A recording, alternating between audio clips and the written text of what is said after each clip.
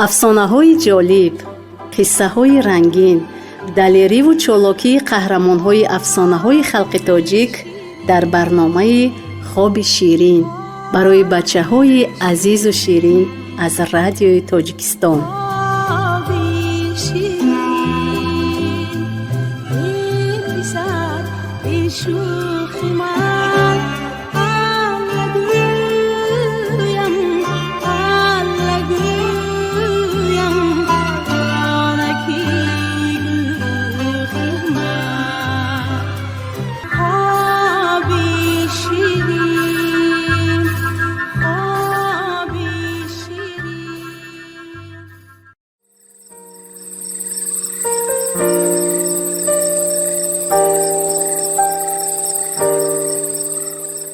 салом асалакони бибӣ. ана вақти афсона ҳам дар расид. имшаб ман бароятон аз китоби афсонаҳои халқи тоҷик афсонаи муттаҳам шудани лаклакро қисса мекунам. буд набуд будгор буд, қулуқ набуд шудгор буд, ҳайҳаи гунҷишкон буд, чақчақи кампирон буд. о кампирмуриҳое буд, шӯрбохӯриҳое буд. буд набуд як гург буд. рӯзе шикораш барор гирифт. дар ёнаи кӯҳ гӯсфандеро аз рама дарра буду ба кунҷи дарра кашида пора карда чанд рӯз боз гушнакӣ буд, ҳарисона бо шитоби тамом хӯрд ва ногоҳ як устухон шикаста ба мағзи гӯшти гулӯяш фурӯ рафт. гулӯяш бо шиддат дард кард, нафасгир шуд ва як кор карда худро ба назди табиб расонд. устухон ба мағзи гӯшт рафтааст. илоҷи кашида гирифтан нест, гуфт табиб. аҳволи ман чӣ мешавад? пурсид гург. гулӯят аз дарун варам мекунад, маҳкам мешавад, нафас гирифта натавониста нобуд мешавӣ, гуфт табиб. ҷон ширин. гург худро ба чор тараф зада гирьяву нола мекарду аз ҳар ҷонваре ки рӯбарӯяш меомад мадад мехост. ҷураи ҷон, рӯбоҳ ҷон, як илоҷ кун, тамоми умр ба ту хизмат мекунам. шоғол ҷон, илоҷе ёб, аз ман некӣ мебинӣ. гург ҳамин хел нолаву зорикунон омадаҷӯён ба назди кӯлмаке расид ки лаклак минқори дарозашро ба об дароварда қурбоқа дошта мехӯрду.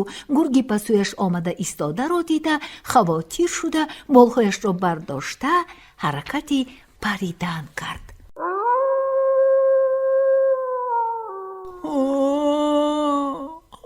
лаклак, ҷонам фидоят, парида нарав, гӯй ман чӣ кор кунам? илтиҷо кард гург. ба ту чӣ шуд? пурсид лаклак. ба гулӯям устухон даромад. табиб ҳеҷ кор карда натавонист. гуфт ки ин дардам бедаво. нобуд мешавам ман. лаклакро ба ҳоли гург раҳм омаду канӣ наздиктар биё, даҳонатро кушо, гуфт. ҷонам фидоят, лаклак, гуфт гург. агар бо ёрии ту аз дарди бедаво халос шавам, ҳар чӣ хоҳӣ муҳайё мекунам. лаклак сарашро ба даҳони гург дароварду нӯги минқорашро ин сӯ он сӯ давондаву даровардаву бароварда устухонро кашида гирифт. гург як дод гуфту баъд ором шуда ба лаклак ҳатто ташаккур нагуфта хеста рафт. ӯй гург, гуфт аз паси ӯ лаклак, баъда чӣ шуд? پسرت به درون من در آمد؟ پرسید گرگ. ها، در آمد، گفت لک لک. صحت برآمد؟ باز پرسید گرگ. ها، صحت برآمد، گفت لک لک.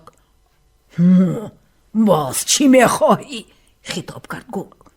تا امروز چیزی به دهان من در آمده بار صحت نبرآمده بود.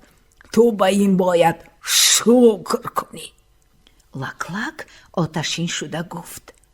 ها، شنیده بودم که ترحم بر گرگ ستم بر گوسفندان است. من تو را ای گرگ نجات دادم. عاقبت این همین می شود که باز بسیار گوسفندان بیچاره از جان خود محروم خواهد شد. من از کرده سخت پشیمانم. من هم از کرده پشیمانم ای لک لک، گفت گرگ. سرومین قار تو از دهان من صحت و سلامت بیرون شد. عاقبت این همین است که باز بسیار قورباغه های بیچاره از جان خود محروم خواهند شد. گرگ، تو کوتاه میبینی و کوتاه میاندیشی، گفت لک لک. بین گوسفند و قورباغه فرق را نمیبینی. فرق نیست، خطاب کرد گرگ. قورباغه هم مثل گوسفند جان دارد و جان برایش شیرین است. لک لک با این گپ جواب گفتن نتوانسته خاموشانه پریده رفت. انا اصلکانی بیبی، اینجا افسانه ما به آخر رسید. این بود افسانه متهم شدنی لک لک.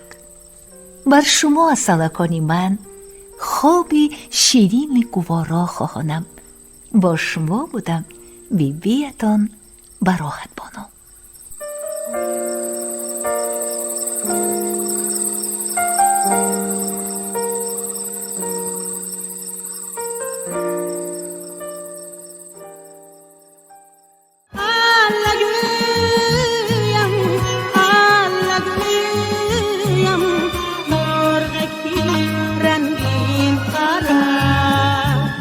افسانه‌های جالب، قصه‌های رنگین، دلیری و چالاکی قهرمان‌های افسانه‌های خلق تاجیک در برنامه خواب شیرین برای بچه‌های عزیز و شیرین از رادیوی تاجیکستان. شیرین برام